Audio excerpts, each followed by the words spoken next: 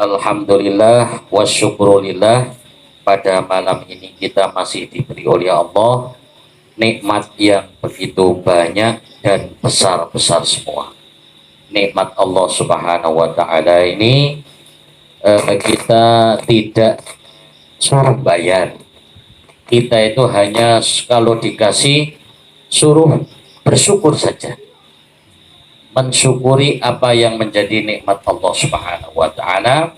Dan setelah kita syukur, Allah juga akan memberikan balasan kemudian bagi orang-orang yang bersyukur, yaitu kehidupan yang bahagia, kenikmatan-kenikmatan dunia dan akhirat. Jadi kalau guru saya, dunia dan akhirat itu beda. Beliau mengatakan dunia itu bukan bagian dari akhirat, makanya tidak tepat kalau kita semoga kita selamat dunia hatta akhirat, itu tidak tepat. Itu guru saya Gus Hafid Ghazali, beliau kenapa hatta itu adalah huruf atof ya, yang faedahnya oh ya kan itu. Jadi kalau atof itu seharusnya bagian daripada ma'tuf alaih. Jadi akhirat itu bukan bagian dari dunia, makanya kalau untuk gaya-gaya ya kita keren kan itu dunia hatal akhirah, tapi sebenarnya ini tidak tepat.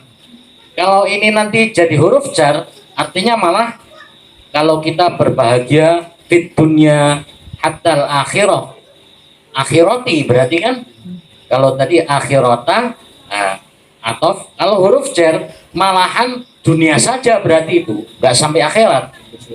Kalau contoh atof kan akal tuh sama kata hatta roksaha, aku makan ikan sampai kepalanya, artinya kepalanya itu dimakan tapi sampai kepalanya, dan kepala itu bagian daripada ikan itu kalau pakai huruf atof.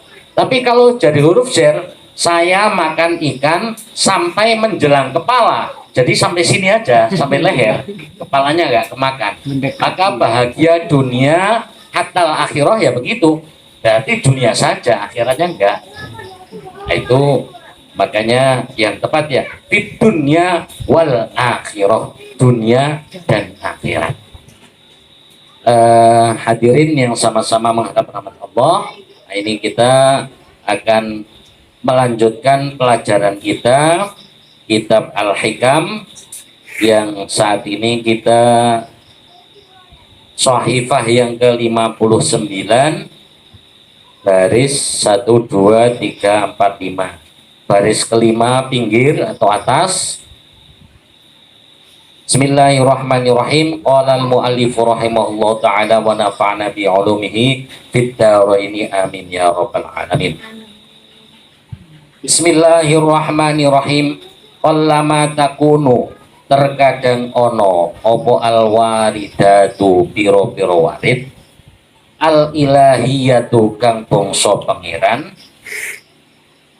iku illa baghtatan kejaba ngaget, li alla yadda'iyaha supaya yen ora ngaku-ngaku ing waridat, sapa al ibadu piro-piro kawula diwujudil isti'adati kelawan wujude piro-piro persiapan.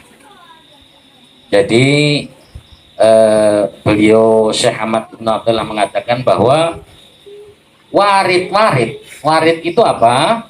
Yang dimaksud warid itu adalah di sini al-ulumul wahbiyah, ilmu-ilmu pemberian dari Allah Subhanahu wa Ta'ala, dan rahasia-rahasia yang mana Allah berikan kepada seorang hamba di dalam hatinya, itu namanya warid. Warid itu ilham ya.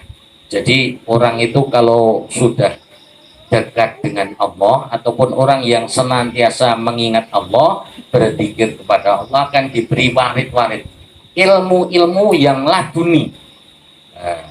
Kalau kamu mengamalkan ilmu yang telah kamu ketahui, maka Allah akan berikan ilmu yang lain yang belum kamu ketahui. Jadi kalau kita itu pingin alim, banyak ilmu, melakukan saja atau mengamalkan ilmu yang sudah kita ketahui, maka pasti Allah akan berikan ilmu yang belum kita ketahui. Dan orang-orang yang ahli hikmah itu akan mendapatkan warid-warid seperti itu. Maka kadang-kadang ada ilham yang muncul, akhirnya ilham itu nanti jadi suatu perkataan, dan perkataan itu indah, tepat, tapi sesuai dengan Al-Quran dan Sunnah Rasulullah Sallallahu Alaihi Wasallam.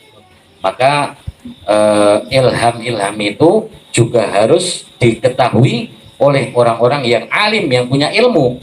Kadang kalau nggak punya ilmu, dia dapat ilham, ilhamnya menyesatkan, dan dia tidak sadar itu. Nggak sadar, oh ini ada ilham, kan kerentaknya hati aja. Itu ilmu. Dan sedikit sekali warid-warid yang diberikan oleh Allah, kecuali mendadak atau mengagetkan. Tidak dengan usaha-usaha yang nampak. Artinya warid itu datang biasanya itu mendadak gitu.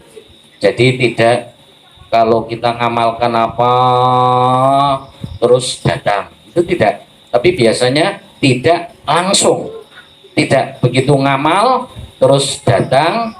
Tapi setelah amal-amal puasa, sholat atau yang lain dibiarkan dulu, dan kemudian nanti nggak sadar itu, oh ternyata kok saya dapat seperti ini, anugerah yang luar biasa.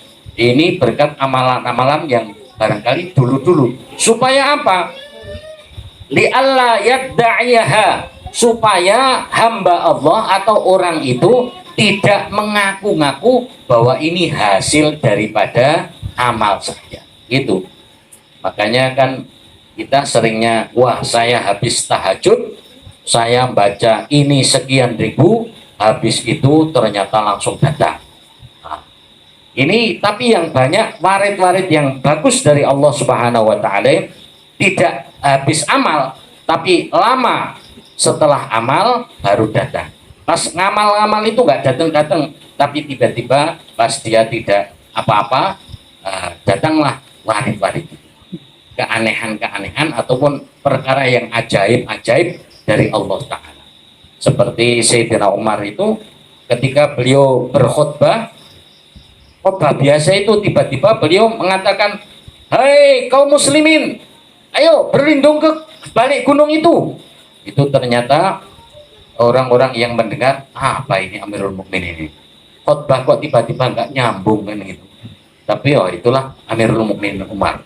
Kadang-kadang memang sekonyong-konyong aja beliau mengatakan sesuatu, karena itu ada warid tadi, ada ilham dari Allah Subhanahu wa Ta'ala. Maka ternyata umat Islam saat itu dalam keadaan perang, pasukan muslimin perang Qadisiyah saat itu melawan pasukan Persia yang hampir kalah. Maka setelah beberapa minggu kemudian pasukan kaum muslimin ini pulang dari perang Qadisiyah, mereka bercerita, wih, di hari Jumat beberapa yang lalu itu kami dalam keadaan perang dan kami sudah tersepit. Tiba-tiba kami mendengar suara Amirul Mukminin Umar bin Khattab untuk kami berlindung di balik bukit dan kemudian menyerang lagi. Dan alhamdulillah mendapatkan kemenangan kaum muslimin. Nah ternyata itu tiba-tiba saja Umar bin Khattab mendapatkan ilham dari Allah Subhanahu wa Ta'ala dan berkata-kata semacam itu.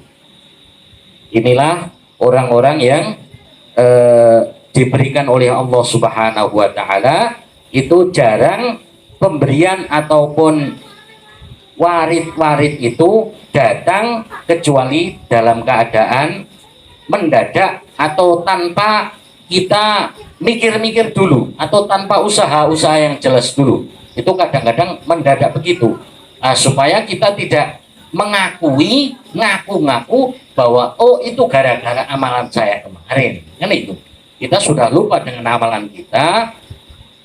Bahkan kalau kita itu beramalan kok terus dikasih, hendaknya supaya istighfar kepada Allah Subhanahu wa Ta'ala.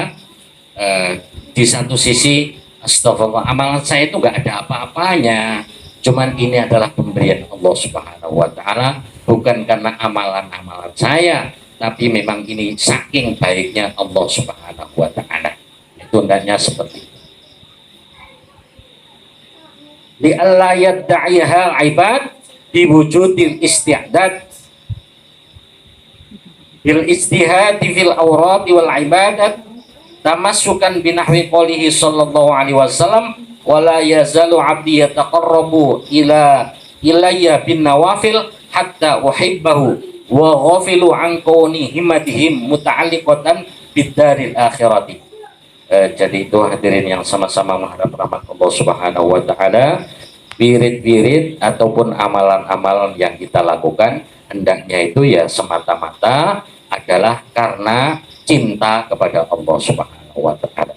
Maka kita itu supaya sering-sering kali itu pas duduk sendirian itu mengatakan ataupun mikir-mikir, ya Allah, aku ini cinta pada, kan begitu ya, kangen saya kepada Engkau ya Allah. Itu jadi ngomong-ngomong supaya masuk hati, kan itu supaya masuk hati. Tapi saya itu kok ya masih banyak dosa ya Allah, tapi kangen. Jadi perasaan itu kalau kita baca Quran pun kalau ayat-ayat adab kan supaya nangis. Kalau belum bisa nangis, usaha biar hatinya lembut itu dinangis-nangiskan, kan gitu ya. Supaya hati kita ini terbiasa membaca ayat adab itu dinangis-nangiskan, melatih melembutkan hati kita. Kalau ayat rahmat itu dirasakan syauq, rindu kepada Allah Subhanahu wa taala, menikmati apa yang menjadi hidangan Allah Subhanahu wa taala dari ayat-ayat rahmat tersebut. Nah, kita kadang di hari-hari kan ingat-ingat yang lain, masalah-masalah yang lain, ketika menyendiri kadang kita usahakan memang kayak ngobrol sama Allah, tapi ya masukkan hati kan itu, ya Allah, alangkah beruntungnya orang yang cinta kepadamu ya Allah. Nah, itu nanti insya Allah akan ditimbulkan rasa mahabbah, cinta yang semakin mendalam kepada Allah Subhanahu wa taala.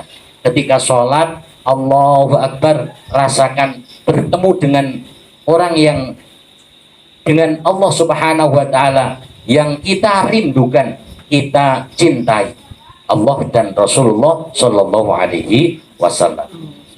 Teman-teman yang sama-sama mengharap rahmat Allah, jadi itu kita bagaimana supaya hal-hal yang kita diberi oleh Allah, keajaiban-keajaiban, bukan merupakan hasil dari amalan kita, tapi sesungguhnya itu adalah wahdiah, pemberian dari Allah Subhanahu wa taala. Mudah-mudahan kita senantiasa diberi oleh Allah Subhanahu wa taala petunjuk hidayah, sehingga setiap saat kita diberi oleh Allah jalan yang membawa kebahagiaan dunia dan akhirat. Amin ya rabbal alamin. Demikian, mudah-mudahan ada manfaatnya. Subhanakallahumma bihamdika asyhadu an la ilaha illa anta astaghfiruka wa atubu ilaik. Assalamualaikum warahmatullahi wabarakatuh.